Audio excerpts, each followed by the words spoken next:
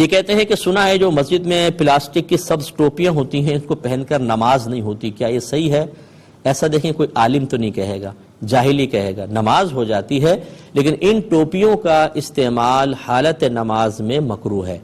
وجہ اس کی یہ ہے کہ اتنی گندی اور غلیظ ٹوپیاں ہوتی ہیں، بعض اوقات یہ کثرت استعمال کی وجہ سے میل ان کے اوپر میل کی تہیں جمی ہوتی ہیں، ایسی وہ کھجور کی جو چھال کھجور کی بنی ہوتی ہیں ٹوپی، اس کی پتوں کی، وہ بیچ میں سے شاخیں پھٹ جاتی ہیں، جیسے انکل سرگم کا سر ہے، اندر سے بال نکل رہے ہیں نوجوان کے، آگے سے پف نکل رہا ہے، وہ آدمی رکوع میں جاتا ہے وہ پہلے سجدے میں گر جاتی ہیں، اور وہ سر میں جمانے کی کوشش کرتے ہیں، وہ انکار کر دیتی ہے کہ جی آپ کے سر پہ تو جمنے نہیں ہے، اور پھر بچوں کو میں نے اکثر دیکھا فارغ ہو کے یوں پھینکتے ہیں اس کو، فرز بھی جا رہی ہے۔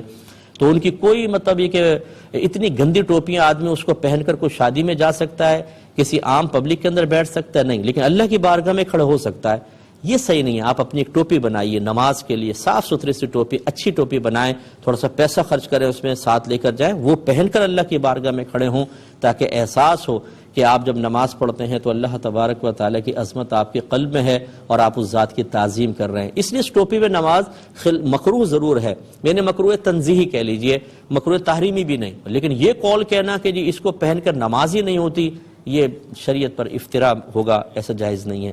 پہلی بات تو انہوں نے پوچھا کہ کیا مقدس کاغذات کو جلانا یا تحریرات کو جلانا جائز ہے؟ لیکن میں نے اس لیے کوشچن کیا چونکہ آپ پاکستان میں رہتے ہیں اور ہمارے یہاں ایسے مقدس اوراق کی حفاظت کو اتنا بڑا مسئلہ نہیں ہے۔ ہماری مساجد کے اندر بعض اوقات انتظامات ہوتے ہیں، وہاں پہ رکھے ہوتے ہیں باکس وغیرہ، اور اس میں لکھ دیتے ہیں وہ لوگ کہ مقدس اوراق یہاں ڈالیں تو آپ وہاں تک پہنچا دیں، جلائیں نہیں۔ اللہ کا نام جلانا اس کے رسول کا یہ ممنوع ہوتا ہے۔ ہاں باہر کے ملکوں میں اگر ہوتا اس میں بھی ہم مقدس جو تحریرات ہیں جیسے قرآن ہے یا حدیث ہے اس کو جلانے کی ہم اجازت نہیں دیں گے، لیکن یہ ضرور ہے کہ اگر جیسے بجلی کے بل آتے ہیں یا آپ کوئی چیز خرید کے لائے، اس کے چیز کے پیکٹ وغیرہ کے اوپر کچھ ایسے نام لکھے ہوئے ہیں کہ جو مقدس نام کہلاتے ہیں، اس میں تھوڑی نرمی کی گنجائش ہوتی ہے، کیونکہ وہ مقدس تحریک نہیں ہے، وہ ایک لفظ ہے، اور اس کو بھی اگر آپ تھوڑا سا اس طرح لفظوں کے درمیان سے یوں کاٹ دیں کہ ان کو حروف بنا دیں، اس کے بعد وہ معاملہ کریں تو اور اس کا حکم بدل سکتا ہے۔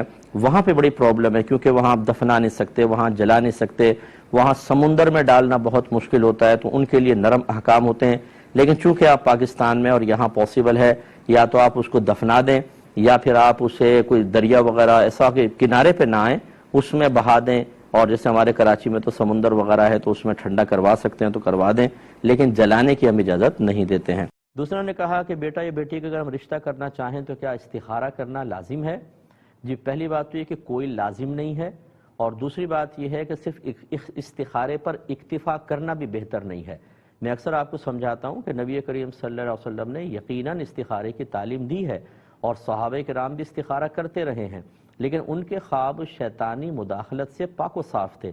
ان کو جو خواب میں اشارہ ملتا تھا وہ اللہ تبارک و تعالیٰ کی طرف سے ہونا، مطلب اس کا اغلب غالب گمان یہی کہ اللہ تعالیٰ کی طرف سے تھا، جبکہ ہمارے خوابوں کے اندر شیطانی مداخلت بہت زیادہ ہوتی ہے، کیونکہ ہمارے افعال و اعمال ہم خود جانتے ہیں ہم کس قسم کے کر رہے ہیں۔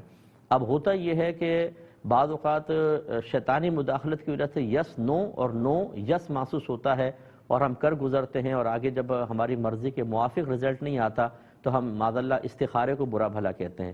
دوسری بات یہ ہے کہ فرض کر لیں کہ اللہ تعالیٰ کی طرف سے ہی اشارہ ہوا، اب وہ اشارہ کا مطلب یس یا نو تو ہے، یہ کہاں سے آپ نے کر لیا کہ یہ آپ کے حق میں مطلب جو آپ کی مرضی کے مطابق ہے ویسے ہی بہتری آئے گی؟ مثال کے طور پہ آپ نے رشتے کے لیے استخارہ کیا، یس آ گیا کہ ہاں اس لڑکے سے آپ بیٹی کا نکاح کر سکتے ہیں، آپ نے کر لیا، اور ایک ہفتے بعد طلاق ہو گئی۔ اب آپ کہیں گے یہ کیسا استخارہ تھا، مجھے تو یس آیا۔ ہو سکتا ہے اس طلاق میں ہی آپ کے لیے بہتری ہو، اللہ تعالیٰ کا ازلی فیصلہ تھا یہی نکاح ہو، اور طلاق میں بیٹی کے لیے بہتری ہو۔ اب اس راز کو ہم سمجھ نہیں پاتے۔ ہمارے نزدیک تو استخارے کے بعد اگر یس آیا تو اس کا مطلب رزلٹ یہ نکلنا چاہیے تھا کہ وہ کبھی رشتہ ختم نہ ہوتا، داماد جو ہے بیٹی کا بہت زیادہ خیال کرتا، سسرال بھی بہت اچھا ہوتا، اور بیٹی ہر دفعہ آ کے بہت سسرالیوں کی تعریف کرتی، ہم کہتے ہیں دیکھا استخارے کی کتنی برکات ہیں۔ تو میں نے اپنی زندگی میں بہت سارے لوگوں کو دیکھا ہے کہ استخارے کا مطلب تکلف کرنے کے بعد پھر وہ ہم سے کویسچن کرتے ہیں صاحب وہ رشتہ آیا تھا ہم نے استخارہ کر لیا اس میں نہ آ گیا، اب اگر ہم استخارے کے خلاف چلے جائیں کوئی مسئلہ تو نہیں ہوگا؟ سوال یہ پیدا ہوتا ہے کیوں کیا تھا آپ نے استخارہ؟ خالی رسم پوری کرنے کے لیے، استخارہ کا مطلب ہے اللہ تعالیٰ سے مشورہ طلب کرنا. تو ہماری تمام باتیں آپ ذہن میں رکھیں. اس لیے کوئی مجھ سے پوچھتا ہے تو میں مشورہ یہ دیتا ہوں کہ آپ مشاورت کریں, اچھی طرح تدابیر اختیار کریں, پھر ساتھ میں استخارہ چاہیں تو کر لیں, لیکن استخارہ ضمنی چیز ہے, اس سے کوئی قطعی رزلٹ نہیں آئے گا. اور یاد رکھیں کہ استخارہ کا تصور نبی کریم نے خود کرنے کا دیا ہے. یہ نہیں کہ آپ دوسرے سے استخارہ کروا لیتے ہیں, جی استخارہ کیجئے گا, انہیں بھی تصویر گھما استخارہ کر کے بتا دیا. یہ صحیح جو شرعی تصور ہے بس یہ کہ آپ خود کریں. عشاء کی نماز کے بعد 2 رکعت نفل نماز استخارہ پڑھیں, اللہ کی بارگاہ میں التجا کریں کہ اللہ تعالیٰ جو میرے حق میں بہتر ہے وہ خواب میں دکھا دے. پھر اگر خواب میں آپ کو سفیدی یا سبزی نظر آئے تو سمجھ لیں یس ہے, اگر بلیک نظر آئے, ریڈ نظر آئے تو نو ہے. اگر کوئی خاص علامت نہ ہو تو 1 دن کریں, 2 دن, 7 دن تک کریں, کوئی نہ کوئی اشارہ آپ کو ملے گا. اس کے باوجود نہ ملے تو آپ چھوڑ ہی دیں, اب آپ مطلب تدبیر اور مشاورت کریں. لیکن میں اکثر یہ کہتا ہوں کہ استخارہ کی طرف آنے کے بجائے آپ یہ کر لیں. اس لیے نہیں کہ میں سنت کو روک رہا ہوں, بلکہ اس لیے کہ ہمارے لوگوں کے ایمان انتہائی ضعیف ہو چکے ہیں, کمزور ہو چکے ہیں, باقی شرعی تقاضے پتہ ہی نہیں ہوتے, استخارہ کرتے ہیں اور اس کے بعد معاذ اللہ کی بارگاہ میں شکوہ کرتے ہیں کہ اللہ تعالیٰ تو نے کیسا مشورہ دیا, ہماری تو بچی کا مستقبل تباہ ہو گیا. ان کے ایمان کو کون بچائے گا؟ کس نے کہا تھا آپ کو استخارہ کرنا واجب ہے؟ تو یہ تمام چیزیں ذرا دیکھ کر پھر آپ اس کے بارے میں کوئی فیصلہ کیجئے. حقق نہیں ہوتا. یہ کہتی ہیں وہ لوگ الٹا لیٹنے سے منع کرتے ہیں کہ یہ جہنمیوں کا طریقہ ہے, تو کیا یہ صحیح ہے؟ نبی کریم صلی اللہ علیہ وسلم نے بالکل حضرت ابو ہریرہ رضی اللہ تعالی عنہ کو الٹا لیٹے ہوئے دیکھا تو آپ نے ہلکے سے پاؤں سے ٹچ فرمایا اور کہا ابو ہریرہ اس طرح نہ لیٹو, اس طرح لیٹنا جہنمیوں کا طریقہ ہے. پھر انہوں نے عذر پیش کیا تھا کہ یا رسول اللہ میرے پیٹ میں بڑا درد ہو رہا تھا, اس وجہ سے میں الٹا لیٹا, لیکن رحمت کونین صلی اللہ علیہ وسلم نے منع فرمایا. لیکن یہ اس کے لیے ہے کہ جو جاگا ہوا ہو اور اختیاری طور پر وہ اس طرح لیٹا ہو تو اس کو آپ پیار سے منع کر دیں.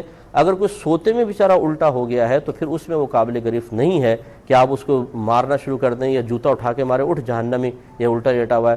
ایسا نہیں ہے, اس کو مطلب کروٹ بھی نہ دلوائیں کہ ہو سکتا ہے کہ وہ جاگ جائے پھر خواہ لڑائی جھگڑا کرے, تو وہ اس وقت وہ مکلف نہیں ہے بیچارہ, اس لیے الٹا لیٹا کے سو گیا ہے تو کوئی حرج نہیں ہے. ہاں یہ ہے کہ اس کو تلقین کرتے رہیں کہ جب کوئی چیز بار بار ذہن میں آتی ہے تو حالت غنودگی میں بھی گائیڈ لائن دیتی ہے تو سوتے ہوئے شاید کروٹ وغیرہ لے لے گا. یہ کہتے ہیں کہ کیا سگے بھائی بہن آپس میں اپنے بچوں کی شادی کر سکتے ہیں؟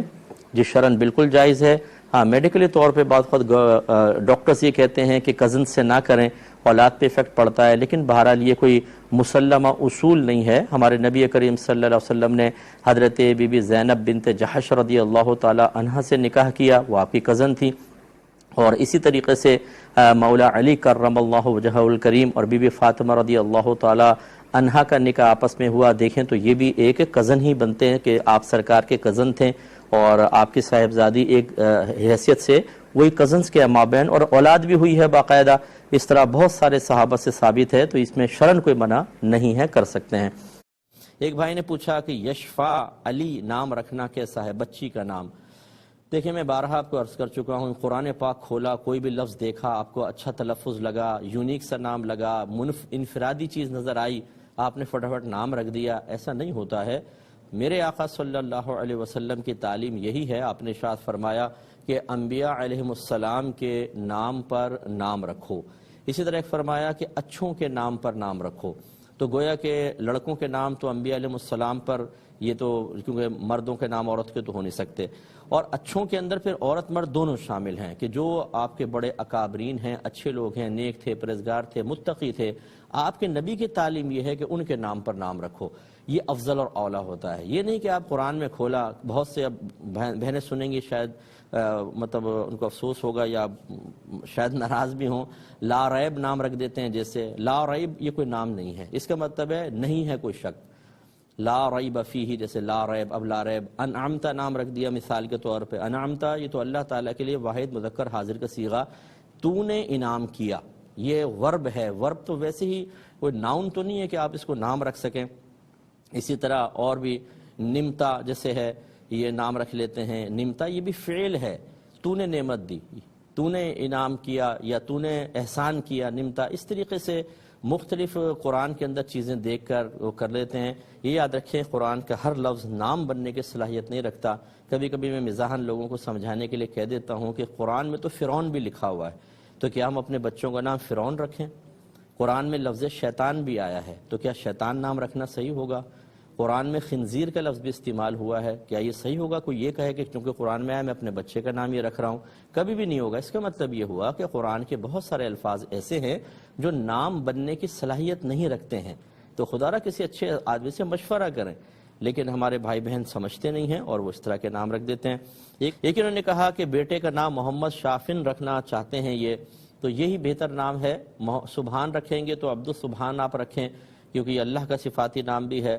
اور بس خلاصہ اس کلام یہ ہے کہ نبی کریم صلی اللہ علیہ وسلم کے جو صفاتی نام ہیں ان کے اگر مفہوم واضح ہیں تو آپ رکھ سکتے ہیں، لیکن جیسے یاسین اللہ تعالیٰ نبی کریم کا ایک صفاتی نام بھی ہے، تو یہ یاسین جو ہے بہتر نہیں ہے کہ غلام یاسین رکھیں، کیونکہ اس کا مفہوم ہمیں نہیں پتہ۔ یہ ہو سکتا ہے کہ اس کا کچھ ایسا مفہوم ہو جو ذات رسول صلی اللہ علیہ وسلم کے لیے خاص ہو، اس طرح کے منع ہوں گے، ورنہ جتنے صفاتی نام کے سرکار کے جو صفاتی نام ہیں ان کے مطالب واضح ہیں اور خاص نبی کریم کے لیے کوئی مخصوص نظر نہیں آتے، تو بالکل آپ وہ رکھ سکتے ہیں۔